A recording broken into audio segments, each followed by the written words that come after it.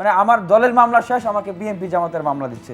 গত 16 বছরের যেই চক্র, আমরা কিন্তু আবার সেই চক্রের মধ্যে পড়ছি। যাদের মাস্টার্স শেষ হয়ে গেছে সেই সমস্ত ছাত্র ছাত্রীদেরকে সাথে নিয়ে একটা ছায়া সরকার হতে পারে। যদি ভালোই ভালোই মিটে যায় তখন ভালো, তখন আর কেউ এটা নিয়ে কিছু বলবে না, বলবে যে বা ছাত্ররা গিয়ে একটা জিনিস মিটিয়ে এসেছে, খুব ভালো। যারা হয়তো সরাসরি লাঠি ধরেনি কিন্তু তাদের সাপোর্টে থেকেছে, তাদের সাথে আসলে মীমাংসার কি কোনো রাস্তা রয়েছে? তাদের তো মেরে ফেলা যাবে না, তাদেরকে তো সমাজচ্যুত করে বাইরে ফেলে আসা যাবে না, কাজে তাদেরকে নিয়ে চলতে হবে। সেঞ্চুরি মানিকের কথা শুনেছেন আপনারা? সে ধর্ষণ করে সেঞ্চুরি উদযাপন করত। আমার কৃতকর্ম অনুযায়ী আমার শাস্তি কি হওয়া উচিত তা প্রতিষ্ঠানের গণতান্ত্রিকভাবে নির্ধারণ করতে হবে।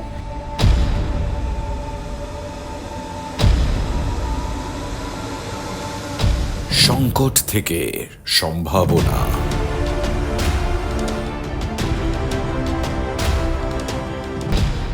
অন্ধকারেই দরকার আলোর আয়োজন, আর সংকটই বলে দেয় সম্ভাবনা খোঁজার প্রয়োজনীয়তা।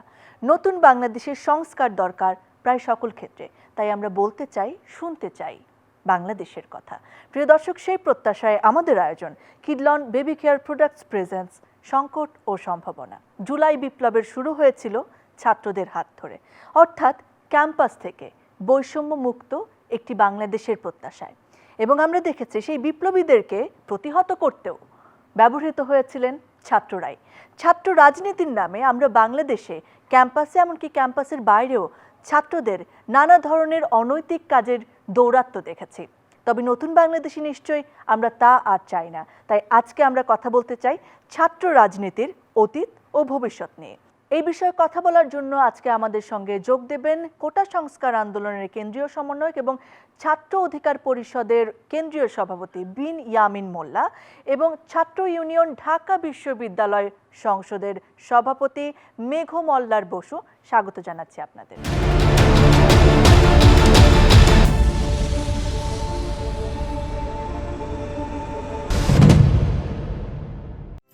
কিডলন বেবি কেয়ার প্রোডাক্টস, শিশুর যত্নে সারা বছর। কিডলন বেবি কেয়ার প্রোডাক্টস, শিশুর যত্নে সারা বছর। কিডলন বেবি কেয়ার প্রোডাক্টস, শিশুর যত্নে সারা বছর। অনেক অনেক ধন্যবাদ জানাচ্ছি আপনাদের দুজনকে আজকে আমাদের সঙ্গে যুক্ত হবার জন্য, এবং সাথে সাথে অভিনন্দন যে আপনাদের নেতৃত্বে আমরা ছাত্র সমাজের নেতৃত্বে একটি নতুন বাংলাদেশ পেয়েছি। তবে নতুন বাংলাদেশ পাওয়ার পরের দায়িত্বটা নিশ্চয়ই আমাদের আরও অনেক বেশি। আমি বিন ইয়ামিন মোল্লা আপনাকে দিয়ে শুরু করতে চাই। ক্যাম্পাসে যে ছাত্র রাজনীতির পরিবেশ, সেটি আমাদের মধ্যে এক হতাশার সৃষ্টি করেছিল দীর্ঘদিন ধরে। অতীত থেকে বর্তমানে আসতে চাই, এখন কি ছিল আগের ছাত্র রাজনীতির পরিবেশ ক্যাম্পাসে, আর এই যে 1 মাস আমরা পার করেছি নতুন বাংলাদেশে, সেই 1 মাসের পরিবেশটি কেমন দেখছেন? এই যে বাংলার দেশের রাজনীতির বড় বড় ঘটনাগুলো, সেগুলো কিন্তু মূল সংগঠক ছিল এই ছাত্রনেতারা, ছাত্র নেতৃবৃন্দরা। স্বাধীনতার পরবর্তীতে বড় একটা প্রশ্ন তৈরি হলো যে স্বাধীনতা পূর্ববর্তী যে ছাত্র রাজনীতি, অর্থাৎ ছাত্রদেরকে কিন্তু তখন এই জনপথের মানুষকে সংগঠিত করতে হয়েছে, তাদেরকে সচেতন করতে হয়েছে এবং একটা জনযুদ্ধের দিকে নিয়ে যেতে হয়েছে। জনযুদ্ধ তো হয়ে গেল, স্বাধীন বাংলাদেশ। এরপরে আসলে ছাত্র রাজনীতির প্যাটার্নটা কি হবে, কি ধরন হবে?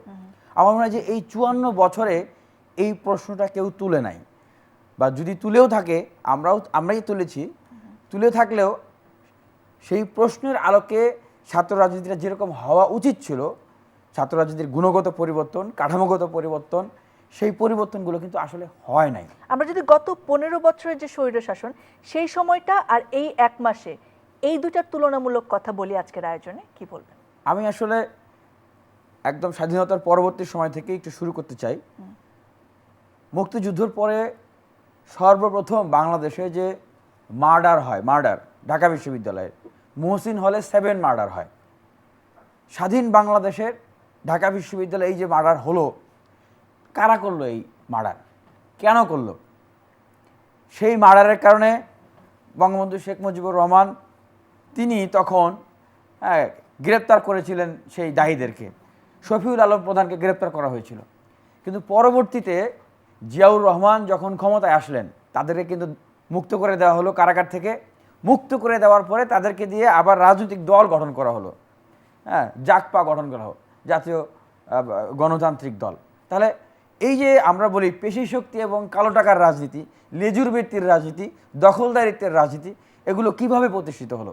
এই যে আমি কিন্তু একটা উদাহরণ দিলাম যে যারা বাংলাদেশের রাষ্ট্র ক্ষমতায় থাকেন বা যারা আসতে চান, তারা ছাত্র নেতাদেরকে তাদের স্বার্থে ব্যবহার করেন। অনেক জায়গায় অভিযোগ পাওয়া গেছে যে ছাত্র রাজনীতির যে পরিবর্তন চাওয়া হয়েছিল শুধুমাত্র হয়তো দলের পরিবর্তন এসেছে, কিন্তু পরিবেশ বা সিস্টেমের পরিবর্তন আসেনি। হয়তো আগে ছাত্রলীগ ছিল, এখানে অন্য কোনো দল আবির্ভূত হয়েছেন। আপনার কি মনে হয় তাই কি হচ্ছে, বা এর থেকে সমাধানের কি রাস্তা হতে পারে? যখন বিএনপি ক্ষমতায় ছিল, বুয়েটে সাবেকুন নাহার সনি ছাত্রদলের 2 গ্রুপের সংঘর্ষে এই মেধাবী শিক্ষার্থী কিন্তু মারা গেছে। আবার আওয়ামী লীগ যখন ক্ষমতায় আসলো, ক্ষমতায় আসার পরে অনেকগুলো হত্যাকাণ্ড হয়েছে। আমি উল্লেখযোগ্য হত্যাকাণ্ড যদি বলি, আমি যে হলে থেকে ঢাকা বিশ্ববিদ্যালয় প্রমাণ হলে ছিলাম, সেই হলে আবু বক্কর 2 গ্রুপের গোলাগুলিতে মেধাবী শিক্ষার্থী ইসলামিক স্টাডিজ ডিপার্টমেন্টের আবু বক্কর মারা গেল। এরপরে সম্প্রতি যে বুয়েটের আবরার ফাহাদ, তাকে যে নির্মমভাবে শহীদ করা হলো। এই যে মানে ছাত্র রাজনীতির যে প্যাটার্ন, খুনের একটা প্যাটার্ন দেখালাম। এরপরে দেখেন প্রত্যেকটা ক্যাম্পাসে দখলদারিত্ব, চাঁদাবাজি, ছিনতাই এবং মানে ধর্ষণের মতো ঘটনা। সেঞ্চুরি মানিকের কথা শুনেছেন আপনারা, যে জাহাঙ্গীরনগর বিশ্ববিদ্যালয়ে সে ধর্ষণ করে সেঞ্চুরি উদযাপন করতো, মানুষকে মিষ্টি বিতরণ করছে এই বাংলাদেশের ছাত্র রাজনীতির নেতারা। তাহলে সেই দল, সেই নেতা, সেই আদর্শ, এটা কি আমরা কখনো ভাবতে পারি? যেই বাংলাদেশকে আমরা পেয়েছিলাম আমাদের মা বোনদের সম্ভ্রমের বিনিময়ে, সেই স্বাধীন বাংলাদেশে সেই ছাত্রলীগের নেতারা এই ধরনের কর্মকাণ্ড করেছে। সম্প্রতি যদি বলি, এই জাতীয় নির্বাচনের পরে সেই জাহাঙ্গীরনগর বিশ্ববিদ্যালয়ে আবারও গণধর্ষণ করেছে ছাত্রলীগের নেতাকর্মীরা। কুষ্টিয়া ইসলামী বিশ্ববিদ্যালয়ে ফুলপরি নামক আমাদের এক বোনকে রাতভর তারা সেখানে বিবস্ত্র করে রাখে, সিপ টিফিন ফুটায় তার শরীরে। এই যে ছাত্র রাজনীতির অবস্থা। এখন বলতে পারেন যে তাহলে কি বাংলাদেশের ছাত্র রাজনীতি এরকমই থাকবে, না এটার কোনো গুণগত পরিবর্তন হবে? আমি আমার নিজের হিস্ট্রি যদি বলি, আমার নামে 10টা মামলা, যদিও অনেকগুলো মামলা প্রত্যাহার হয়ে গেছে এই গণ অভ্যুত্থান পরবর্তী সরকার ব্যবস্থায়। আমি কেন 10টা মামলা খেলাম? আমি কি কখনো কোনোদিন চুরি করেছি? কেউ দেখাতে পারবে না যে আমি কাউকে আজ পর্যন্ত একটা চর দিয়েছি, থাপ্পড় দিয়েছি। তাহলে আমার নামে কেন 10টা মামলা? রাজনৈতিক মামলা, আগুন দেওয়া, ভাঙচুর, মানে আমার দলের মামলা শেষ, আমাকে বিএনপি জামাতের মামলা দিচ্ছে। এবং এত আগের মামলা দিচ্ছে যখন আমি রাজনীতি শুরু করি নাই। আমাকে 6টি মাস সলিটারি কনফাইনমেন্টে কাটাতে হয়েছে। এই জাতীয় নির্বাচনের আগে আমি ফ্যাসিবাদ বিরোধী ছাত্রকে ডাক দিয়েছিলাম, ভোটের অধিকার চেয়েছিলাম। আমাকে ডাকসু সাবেক বিন্দুল হক নূরের বাসা ভেঙে সেখান থেকে আমাকে বের করে নিয়ে তারা গিয়েছে। মানে আপনারা চিন্তা করতে পারবেন না, আমি ঢাকা বিশ্ববিদ্যালয়ের একজন শিক্ষার্থী, আমাকে 24টা ঘন্টা 10 ফিট বাই 15 ফিট একটা ঘরের ভিতরে আবদ্ধ করে রেখেছে। কারোর সাথে কোনো ধরনের কথাবার্তা, যোগাযোগ কিচ্ছু করতে দেওয়া হতো না। এবং জেলখানারও কিছু নিয়ম আছে। প্রত্যেকটা কারাবন্দী যারা থাকে তাদেরকে একটা কেস কার্ড দেওয়া হয়, এক সপ্তাহ পর পর ফোন করলে কথা বলতে পারে, কোনো কিছু কিনে খেতে পারে। কিন্তু আমার জন্য সব কিছু বন্ধ ছিল। ইভেন বিএনপি নেতা মির্জা ফখরুল সাহেব, আব্বাস সাহেব ছিলেন, জামাতের বড় বড় নেতারা ছিলেন, তারা পর্যন্ত সেখানে জিনিসপত্র কিনে খেতে পারতেন, তাদের এই ফ্যাসিলিটিগুলো ছিল, কথা বলতে পারতেন, আমাকে দেওয়া হতো না। আমি যেই ভবনে ছিলাম সূর্যমুখী, সেই সূর্যমুখীর নিচতলায় আমাকে আটকে রাখা, সূর্যমুখীর 2তলায় 3তলায় সেখানে টপ টেরররা ছিল, আন্ডারগ্রাউন্ডের বড় বড় মাস্তানরা ছিল, গুন্ডারা ছিল, আওয়ামী লীগের বড় বড় নেতারাও ছিল। তারা ফ্যাসিলিটি, এই যে শাহেদকে চিনেন, বাটপার শাহেদ, সে ছিল এখানে। তারা ঠিকই মানে টাকা ছিটিয়ে ছিটিয়ে জেলখানাকে কিনে ফেলেছেন। আর আমার মতো একজন ছাত্র নেতাকে আমাকে কষ্ট। এবং আমি একটা কথা বলি যে একটা সময় আপনারা দেখেছেন যে কোর্ট থেকে একটি ছেলেকে নামিয়ে নিয়ে যাওয়া হচ্ছে এবং সে বলছে যে আমাকে যেভাবে রাখা হয়েছে আমি আর বাঁচবো না। তারপরে পুলিশ তার মুখ চেপে ধরে, ওই ছেলেটি কিন্তু আমি। তা আমার ওই ঘটনাটা আলোচিত হওয়ার পরে আপনার হচ্ছে হাইকোর্ট থেকে 3 জন বিচারপতিকে পর্যবেক্ষণের জন্য সেখানে পাঠানো হয় যে এইভাবে করে কাউকে রাখা হচ্ছে কিনা। সেই দিন তারা করেছে কি, আমাকে সেই সূর্যমুখী 1-12 সেল থেকে নিয়ে রূপসার যে টাওয়ার 6 তলার উপরে রেখে দিয়েছে, যেন তারা গিয়ে আমাকে খুঁজে না পায়। এবং সেইখানে কারা থাকে জানেন? জেলখানার ভিতরে যারা মার্ডার করে, জেলখানার ভিতরে যারা বড় বড় অপরাধ করে, সেই ঘরের ভিতরে তাদেরকে 24 ঘন্টা আটকে অন্ধকার ঘরের ভিতরে রেখে, আমাকে সেখানে রেখেছে। তাহলে বলছি যে এই যে ছাত্র রাজনীতির প্যাটার্ন, এখন বিশ্ববিদ্যালয়গুলোতে কি হয়েছে? কিডলন বেবি কেয়ার প্রোডাক্টস, শিশুর যত্নে সারা বছর। কিডলন বেবি কেয়ার প্রোডাক্টস, শিশুর যত্নে সারা বছর। কিডলন বেবি কেয়ার প্রোডাক্টস, শিশুর যত্নে সারা বছর। আমি একটু মেঘমল্লার বসে আপনার কাছে আসতে চাই। ছাত্র রাজনীতি মানেই একটা ধারণা ছিল যে ক্ষমতা খাটানোর একটা জায়গা, একটা অভয় নিয়ে ক্যাম্পাসে চলা, যা খুশি তা করে ফেলার একটা প্রবণতা যারা ছাত্র রাজনীতির সঙ্গে যুক্ত হয়েছেন, সাধারণ সদস্য থেকে শুরু করে সভাপতি তো আছেই।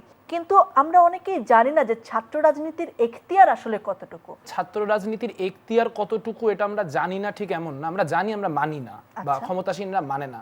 ধরুন হলে খাইলাম এবং টাকা দিলাম না হলের ক্যান্টিনে, এই কাজটা যে আসলে অনৈতিক বা এই কাজটা যে করা যায় না, সেই বোধ বিবেচনা তো একটা মানুষ যে ঢাকা বিশ্ববিদ্যালয়ে এত বড় একটা ভর্তি পরীক্ষা দিয়ে ঢুকলো, সে কি এটা জানে না? জানে। কিন্তু প্রশ্নটা হচ্ছে যে ওই এখতিয়ারের ভেতরে তাকে রাখবে কে? সে যদি তার এখতিয়ার বহির্ভূত কাজ করে, তাহলে সেই এখতিয়ার বহির্ভূত কাজ থেকে তাকে প্রিভেন্ট করবে কে, আটকাবে কে? আমার মনে হয় এইটা হচ্ছে আসলে মানে মূল প্রশ্নটা, যে ছাত্র রাজনীতি আছে। আজকে যদি আমি ছাত্র রাজনীতি কোনোভাবে জোর করে নিষিদ্ধও করে দিই যে দলীয় ব্যানারে ছাত্র রাজনীতি করা যাবে না, সংগঠনগুলো তো আর নাই হয়ে যাবে না, তো তারা থাকবেই। আজ বা কাল যখন একটা দলীয় সরকারের নির্বাচন হয়ে কোনো একটা দলীয় সরকার আসবে, তখন আবার রাজনীতি ক্যাম্পাসে ঢুকবে। যদি এই মুহূর্তে মানে একরকম কি বলবো, একটা মব জাস্টিফিকেশনের উপর বেস করে সব বন্ধও করে দেওয়া হয়। কাজে কোয়েশ্চেনটা হচ্ছে যে ছাত্র রাজনীতির এখতিয়ার যতখানি, ততখানি পর্যন্ত ক্ষমতাসীন ছাত্র সংগঠনগুলোকে রাখবে কে? এখতিয়ার কতটুকু? একটা ছাত্র সংগঠনের একজন নেতা, সে তার যদি মনে হয় যে কোনো একটা কিছু হচ্ছে আসলে মানে পাবলিক গুডের জন্য করা প্রয়োজন, ফর এক্সাম্পল কোনো একটা ডিপার্টমেন্টের যে এই ভর্তির ফি সেটা হচ্ছে হঠাৎ করে হাইক করে দেওয়া হয়েছে, 2 গুণ 3 গুণ করে দেওয়া হয়েছে, তো সেখানে সে আসলে তার মতো করে যে কথা বলতেই পারে, যে বা সেটার জন্য ক্ষমতাসীন হওয়াও প্রয়োজন না। আমরা যারা বিরোধী ছাত্র রাজনীতি করেছি, আমরাও যতখানি আমাদের যা স্কোপ তার মধ্যে চেষ্টা করেছি যে কোথাও কোনো একটা জায়গায় প্রাইস হাইক হলে ফর্মের দাম বাড়িয়ে দিয়েছে, শিক্ষকের সাথে কথা বলা, বা কোনো একটা জায়গায় রেজাল্ট দিচ্ছে না, 3 মাস 4 মাস হয়ে গেছে পরীক্ষার, ডিপার্টমেন্টের সাথে কথা বলা যে স্যার এখানে কি হচ্ছে বা ম্যাডাম এখানে কি হচ্ছে। কিন্তু মুশকিলটা হচ্ছে এখতিয়ারটার বৈশিষ্ট্য হতে হবে যে ওইটা পাবলিক গুডের জন্য, যে ওইটা একটা সামষ্টিক ভালোর জন্য আমি ইন্টারভিন করছি। তাহলে সেটার জন্য কি দলীয় রাজনীতির খুব দরকার আছে? ছাত্র সংসদ কি তার জন্য যথেষ্ট নয়? আপনার কি মনে হয়? দলীয় রাজনীতির দরকার নেই সেই অর্থে পারছে যে এমনভাবে দলীয় রাজনীতি থাকলেই হবে, কিন্তু আসলে দলীয় রাজনীতি নিষিদ্ধ করার বিষয়টা না, এটা খুবই ইন্টারেস্টিং। এটা মানে এটা আসলে কোনো অ্যাকচুয়াল সংকট সমাধান করে না। কেন বললাম কথাটা? যে ধরুন এখন একটা কথা হচ্ছে যে দলীয় এবং লেজুর ভিত্তিক ছাত্র রাজনীতি নিষিদ্ধ করতে হবে, অর্থাৎ কেউ কোনো রাজনৈতিক সংগঠনের ব্যানারে থাকবে না, ছাত্র সংসদ নির্বাচন হবে। এখন যদি ছাত্র সংসদ নির্বাচন হয়, তাহলে ছাত্র সংসদ নির্বাচনে প্যানেল থাকবে, প্যানেলের গায়ে কিন্তু এমনিও ছাত্রলীগ, ছাত্রদল, ছাত্র ইউনিয়ন, ছাত্র শিবির লেখা থাকে না। প্যানেলের নাম কিন্তু আপনি জানেন যে ঢাকা বিশ্ববিদ্যালয় ডাকসুতে যখন প্যানেল হয়, তখন ওই ছাত্র সংগঠনগুলো অন্য কোনো নাম দিয়েই প্যানেলে দাঁড়ায়।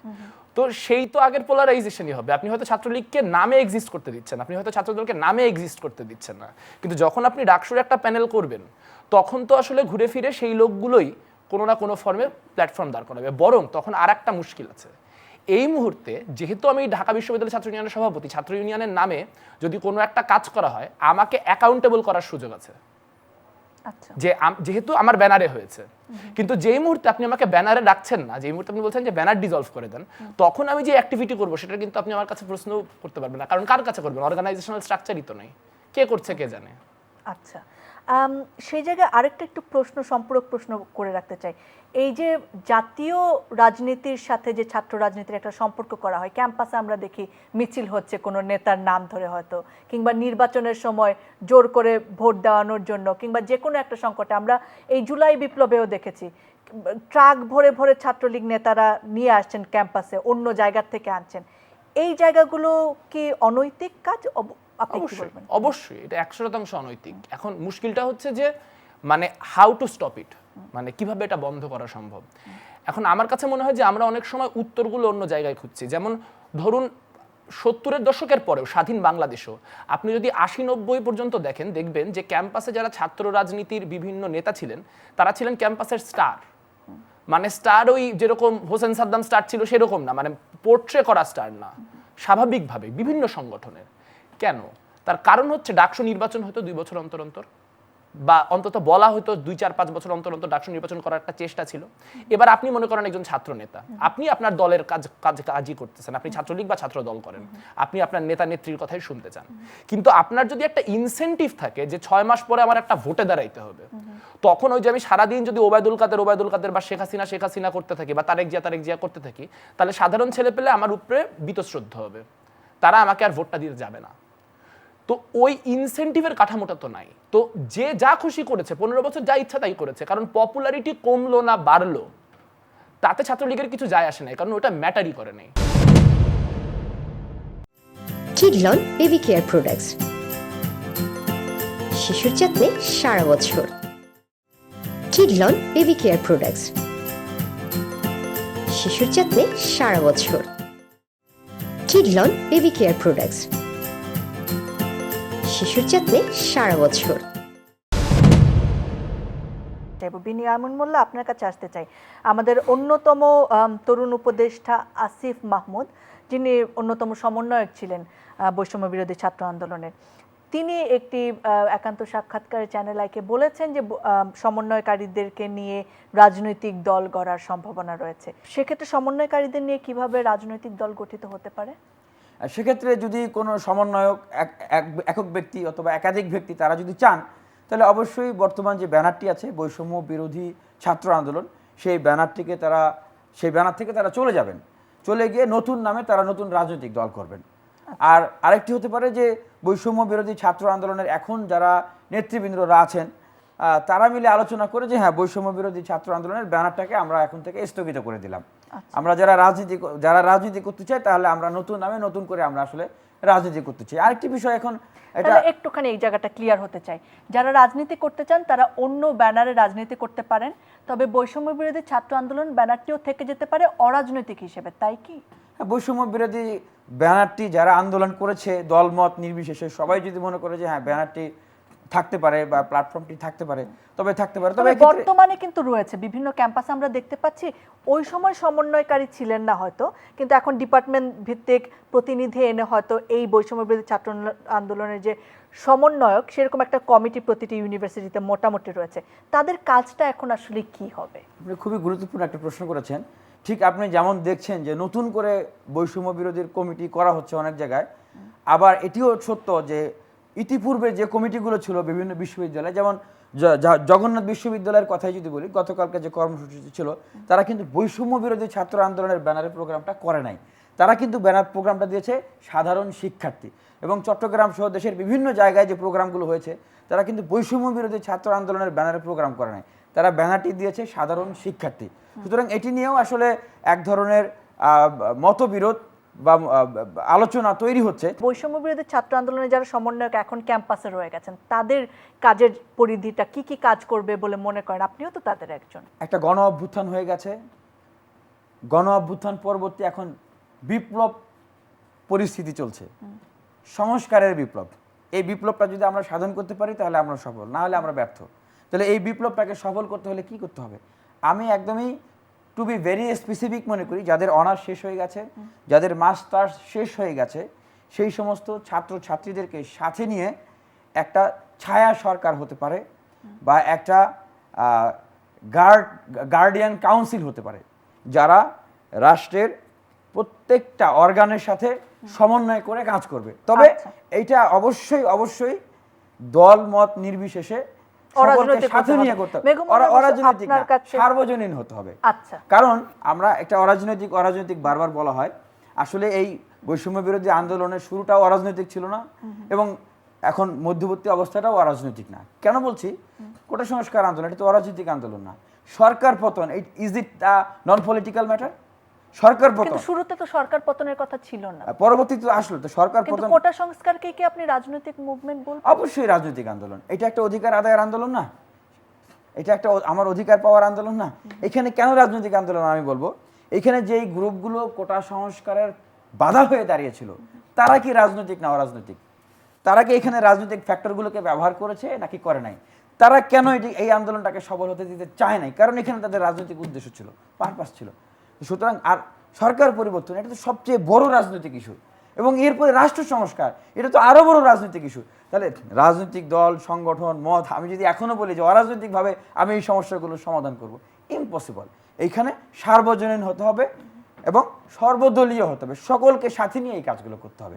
তাহলেই আমি মনে করি এই এই গণ অভ্যুত্থান পরবর্তী যে সংস্কারের বিপ্লব, এইটা সফল হবে। আরেকটা কথা বলতে আমি চাই, একটু মেঘমল্লার বসুর কাছে আসতে চাই। আপনার কি মনে হয়, সমন্বয়কদের নিয়ে যে প্রশ্নটা করলাম আমি আসলে ইয়ামিন ভাইয়ের কাছ থেকে খুব একটা ক্লিয়ার হয়নি, আপনার কি মনে হয় যে যারা এখন সমন্বয়ক হিসেবে আছেন, কমিটি আরো বড়ও করা হচ্ছে বিভিন্ন ইউনিভার্সিটিতে, তাদের কাজটা আসলে কি হবে, বা তারা অরাজনৈতিকভাবে কি কি কাজ করবেন মনে হয়, বা অরাজনৈতিক কতটা থাকতে পারবেন? আমার কাছে মনে হয় যে আসলে বৈষম্য বিরোধী যে ছাত্র আন্দোলন, সেই ছাত্র আন্দোলন আমি কোনো আলটিমেটাম দিয়ে বলতে চাই না যে 7 দিন 10 দিন, কিন্তু এইটা ইভেনচুয়ালি এই প্ল্যাটফর্মটাকে ডিসব্যান্ড করে দেওয়া খুব জরুরি হয়ে পড়ছে। কারণ প্রাথমিকভাবে বুঝতে হবে, যেটা বিনিয়ামিন মোল্লা ভাই অলরেডি বললেন, সেটা হচ্ছে যে এখানে নানান দলের, নানান মতের, নানান রকম মানুষ নিয়ে একটা প্ল্যাটফর্ম তৈরি করা হয়েছিল। এখন সেই প্ল্যাটফর্মটার উদ্দেশ্য ছিল ইনিশিয়ালি যে আমরা কোটা সংস্কার চাই, তারপরে হলো যে আমরা এক দফা চাই। এখন তো সরকার পড়ে গেছে, একটা নতুন অন্তর্বর্তীকালীন সরকার তৈরি হয়েছে। সেই অন্তর্বর্তীকালীন সরকারে বৈষম্য বিরোধী ছাত্র আন্দোলনের প্রতিনিধিরা কেউ কেউ উপদেষ্টা হিসেবেও আছেন। এখন তাহলে ক্যাম্পাসে এই যে বৈষম্য বিরোধী ছাত্র আন্দোলনের ব্যানার, এই ব্যানারটার পারপাস কি? এই প্রশ্নটা খুব জরুরি, কারণ অনেক জায়গায়, অনেক ক্যাম্পাসে আমরা ইতিমধ্যে দেখতে শুরু করেছি যে যেই কাজগুলো আগে ছাত্র লীগের পরিচয় দিয়ে করা হতো, সেই কাজগুলো অনেক ক্ষেত্রে একই মানুষ, যিনি হয়তো ছাত্রলীগের পোস্টেড ছিলেন না, কিন্তু ছাত্রলীগের হয়ে অনেক রকম অপকর্ম দুষ্কর্ম করে বেরিয়েছেন, তিনি হঠাৎ করে বা গত 1-1.5-2 মাসে হচ্ছে কিভাবে যেন বৈষম্য বিরোধী ছাত্র আন্দোলনের সমন্বয়ক বা বৈষম্য বিরোধী ছাত্র আন্দোলনের লোক, এই নামে বা পরিচয়ে সেই ক্ষমতার চর্চাটাই করছেন। আপনি যে গুরুত্বপূর্ণ প্রশ্নটা করেছিলেন যে এখতিয়ারের প্রশ্ন, এখন বাংলাদেশ এটা খুব সংকটের মধ্যে দিয়ে যাচ্ছে যে প্রথাগত যে প্রতিষ্ঠানগুলো, সেই প্রথাগত প্রতিষ্ঠানগুলোর বিষয়ে একটা ভয় জনমনে আছে যে এরা স্যাবোটাজ বা অন্তর্ঘাতের চেষ্টায় লিপ্ত, যে কারণে আমরা আনসারের ইস্যুতে বা শ্রমিকদের ইস্যুতে অনেক ক্ষেত্রে প্রতি বিপ্লব ইত্যাদি ইত্যাদি শুনছি। কিন্তু মুশকিলটা হচ্ছে বৈষম্য বিরোধী ছাত্র আন্দোলনের এখতিয়ার কতখানি, এইটা ডিফাইন করে দেওয়াটা এই মুহূর্তে খুব জরুরি। কারণ দেখুন, আনসারের যে ঘটনাটা, সেখানে গেলেন হাসনাত এবং সার্জিস কথা বলতে। এখন হাসনাত এবং সার্জিস অবশ্যই বাংলাদেশের যে ছাত্র সমাজ, সেই ছাত্র সমাজের একটা বড় অংশের ছাত্রদের প্রতিনিধিত্ব করেছে এই আন্দোলনের মধ্য দিয়ে, কিন্তু তারা তো সরকারের লোক না। তাহলে আনসারের দাবি দাওয়া শুনতে তারা যে যাচ্ছেন, এটার এখতিয়ারটা কি? যদি ভালোই ভালোই মিটে যায় তখন ভালো, তখন আর কেউ এটা নিয়ে কিছু বলবে না, বলবে যে বাহ, ছাত্ররা গিয়ে একটা জিনিস মিটিয়ে এসেছে, খুব ভালো। কিন্তু যখন ভালোই ভালোই মিটছে না, যখন ঢাকা বিশ্ববিদ্যালয় থেকে 1-1.5 হাজার শিক্ষার্থীকে নিয়ে যাওয়া হলো একরকম স্ট্যাটাস দিয়ে যে তাড়াতাড়ি আসুন, খুব খারাপ অবস্থা, তো তখন আমরা দেখলাম আনসার এবং শিক্ষার্থীরা সামনাসামনি মুখোমুখি হয়ে গেছে। সেটা কতদিন চলবে? তো সেটাই প্রশ্ন, আমারও সেটাই প্রশ্ন, যে এইটা তো একটা কন্টিনিউয়াস বা পার্মানেন্ট প্রসেস হতে পারে না। এবং জিনিসটা আরেকটু, এটা কেন আরো সমস্যাজনক একটু বলি, অনেকগুলো ক্যাম্পাসে ছাত্র রাজনীতি নিষিদ্ধের আলাপ উঠছে, তার মানে দলীয় ব্যানার থাকতে পারবে না। তো যদি দলীয় ব্যানার না থাকে কিন্তু বৈষম্য বিরোধী ছাত্র আন্দোলনের ব্যানার ক্যাম্পাসে ক্যাম্পাসে থাকে, তাহলে কি সেটা নতুন করে ক্ষমতাকে মনোপোলাইজ করার কাজই করবে? আরেকটা মধুর চাক হয়ে যাবে, মৌমাছিরা ছুটতে থাকবে। কিডলন বেবি কেয়ার প্রোডাক্টস, শিশুর যত্নে সারা বছর। কিডলন বেবি কেয়ার প্রোডাক্টস, শিশুর যত্নে সারা বছর। কিডলন বেবি কেয়ার প্রোডাক্টস, শিশুর যত্নে সারা বছর। যারা ছাত্রলীগের কর্মী ছিলেন ওই সময়, ছাত্রলীগের হয়ে সাধারণ ছাত্রছাত্রীদের উপর কিংবা যারা আন্দোলনকারী তাদের উপর অত্যাচার করেছেন কিংবা তাদের সাপোর্টে হয়তো ফেসবুক পোস্ট দিয়েছেন, বিভিন্ন ক্যাম্পাসে আমরা দেখেছি তারা এখন একটা ভালনারেবল অবস্থায় রয়েছেন। অনেক ডিপার্টমেন্ট কিংবা ইউনিভার্সিটি তাদেরকে অবাঞ্ছিত ঘোষণা করা হয়েছে, স্টুডেন্টরা বলছেন যে আমরা তাদের সাথে ক্লাস করব না। আপনার কি মনে হয় যারা হয়তো সরাসরি লাঠি ধরেনি কিন্তু তাদের সাপোর্টে থেকেছে, তাদের সাথে আসলে মীমাংসার কি কোনো রাস্তা রয়েছে? কারণ ওই ছাত্রটির কি ছাত্রত্ব বাতিল হয়ে যাবে এই যে ক্লাস করবে না? কি হবে আসলে? ছাত্রলীগের যারা সমর্থন ছিলেন কিংবা সাধারণ সদস্য ছিলেন, হয়তো চাপে পড়ে হলে থাকেন বলে ছাত্রলীগ করেছেন, সেই মানুষটি আসলে কি করবে? সেই ছাত্রটির অবস্থান কি হবে ইউনিভার্সিটিতে? আমার কাছে মনে হয় যে আসলে এই পুরো জিনিসটার একটা প্রক্রিয়া খুঁজে বের করতে হবে, কারণ এখন এটা পুরোপুরি মব জাস্টিসের উপর চলছে। যে আমি অমুক ছেলেকে দেখলাম, আমি ব্যক্তিগত অভিজ্ঞতায় জানি যে ও অত তারিখে অমুক করেছিল, আমি পাশের 10 জনের বললাম ওই কিন্তু ওই দিন মারামারি করছিল, পিডা, 50 জন বের চলে গেল, মাইট দিয়ে দিল, মাইট দিয়ে ও বাসায় চলে গেল। এই প্রক্রিয়াটার মুশকিল হচ্ছে গত 16 বছরের যেই চক্র, আমরা কিন্তু আবার সেই চক্রের মধ্যে পড়ছি। যে আগে এই কথা বলা হতো শিবিরকে নিয়ে, যে ওই শিবির যেখানে দেখবি মারবি, এখন এই জিনিসটা ঘুরে হয়ে গেল ওই ছাত্রলীগ যেখানে দেখবি মারবি। কিন্তু মুশকিলটা হচ্ছে যে আপনি যাদের কথা বললেন, পদধারী নেতা যারা বিভিন্ন রকম সুযোগ সুবিধা পেয়েছেন, সুযোগ সুবিধা নিয়েছেন, সেই মানুষের সংখ্যা একটা ক্যাম্পাসে 100, 200, 300-এর বেশি না। কিন্তু এর বাইরে হাজার হাজার ছেলে মেয়ে মানে বাধ্য হয়ে হোক আর নিজের উদ্যোগে হোক আর যে কারণে হোক ছাত্রলীগের রাজনীতির সাথে যুক্ত ছিল। কাজেই তাদের বিষয়ে কোনো একটা কাঠামোগত অবস্থান নিতেই হবে। এই বিষয়ে যদি হচ্ছে মানে মাহফুজ আলমের কথা একটু ধার করে বলি, উনি ফেসবুকে বা অনেক জায়গায় বারবার করে যে কথাটা বলছেন, মানে আমি একমত এই বিষয়ে, যে আগে রিডেমশন তারপর রিকনসিলিয়েশন। আগে আমার কৃতকর্ম আমাকে স্বীকার করতে হবে, আমার কৃতকর্ম অনুযায়ী আমার শাস্তি কী হওয়া উচিত তা প্রতিষ্ঠানের গণতান্ত্রিকভাবে নির্ধারণ করতে হবে, এবং সেই প্রক্রিয়ার মধ্য দিয়ে গিয়ে তাদেরকে আবার রিহ্যাবিলিটেট করতে হবে। কারণ আসলে আমরা এই চক্রগুলো খুব খারাপ। বাংলাদেশে বহু মানুষ একসময় পর্যন্ত আওয়ামী লীগকে ভোট দিছে। এখনও যদি আওয়ামী লীগের মানে ইলেকশন করা হয় তাহলে আওয়ামী লীগ একটা সার্টেন পার্সেন্টেজ অফ পিপলের ভোট পাবে, এত কিছুর পরেও।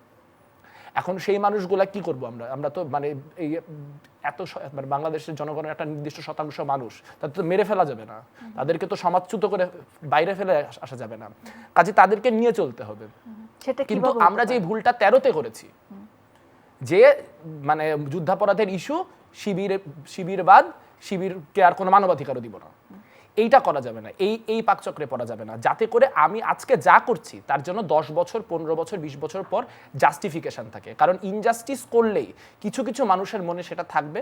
অনেক ধন্যবাদ। দুজনের কাছে শেষ প্রশ্ন থাকবে, মূল কথাটি বলার চেষ্টা করবেন, সেটি অনুরোধ যে ছাত্র রাজনীতির নাম করে যে ধরনের অনৈতিক কাজ করা হয় সেটার সঙ্গে তো বিশ্ববিদ্যালয় প্রশাসনের এক ধরনের প্রশ্রয় থাকে, পাশাপাশি অন্যান্য যে ক্ষমতাসীন মানুষরা রয়েছেন, প্রশাসন রয়েছে, তাদের প্রশ্রয় না থাকলে কি করে একটি ছাত্র আসলে এই ধরনের কাজ করতে পারে?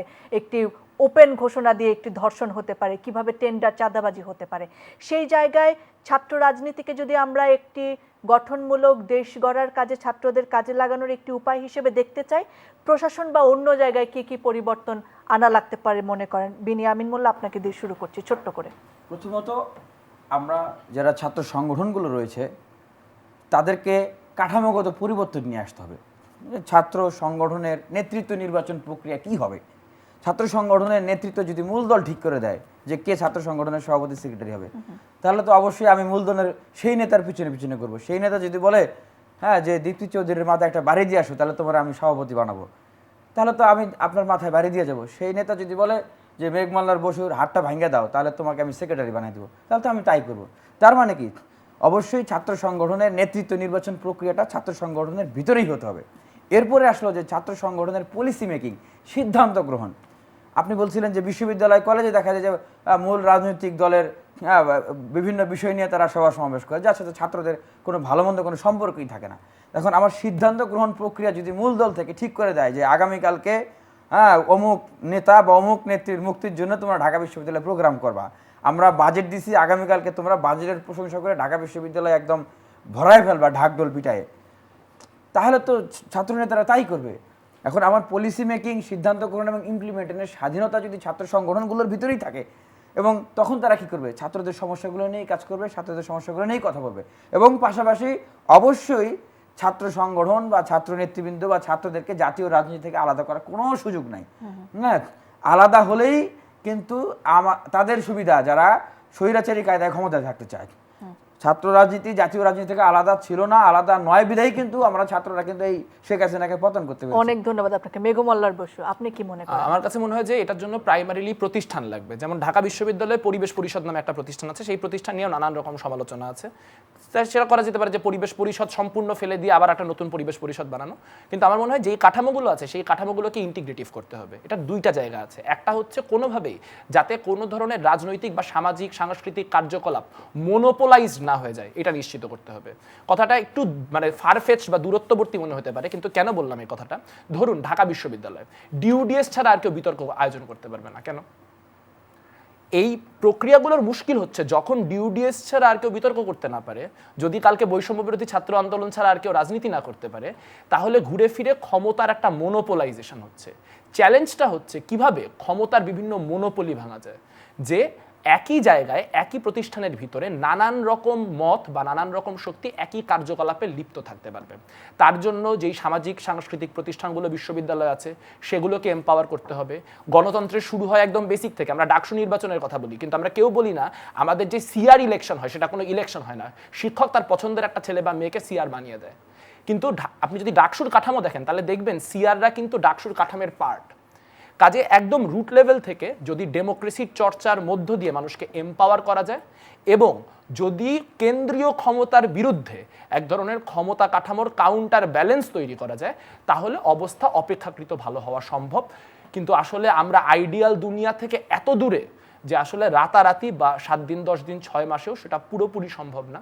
কিন্তু যদি আমরা এই ব্যাপারে একমত থাকি যে আমরা আর এক কেন্দ্রিক ক্ষমতা চাই না, তাহলে সেই কালচার থেকে আস্তে আস্তে অনেক অনেক ধন্যবাদ আপনাদের দুজনকে। কথা আসলে আরো অনেক রয়েছে, আরো বলতে হবে কথা যদি সম্ভাবনার দিকে যেতে চাই। কথা আরো চলবে প্রিয় দর্শক, তবে সময়ের জন্য আজকের আয়োজনটি শেষ করছি। সংকট থেকে সম্ভাবনার পথে কিভাবে বাংলাদেশ এগিয়ে যাবে সেই বিষয়ে আরো কথা হবে আপনাদেরকে সাথে নিয়ে। দেখা হবে আবার, বিদায় নিচ্ছি।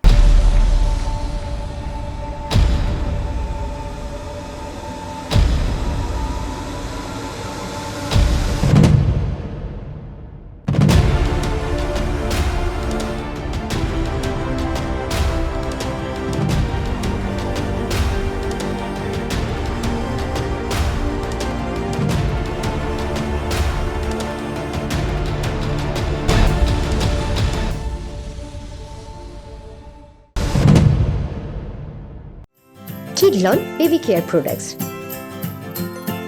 শিশুর যত্নে সারা বছর। কিডলন বেবি কেয়ার প্রোডাক্টস, শিশুর যত্নে সারা বছর। কিডলন বেবি কেয়ার প্রোডাক্টস, শিশুর যত্নে সারা বছর।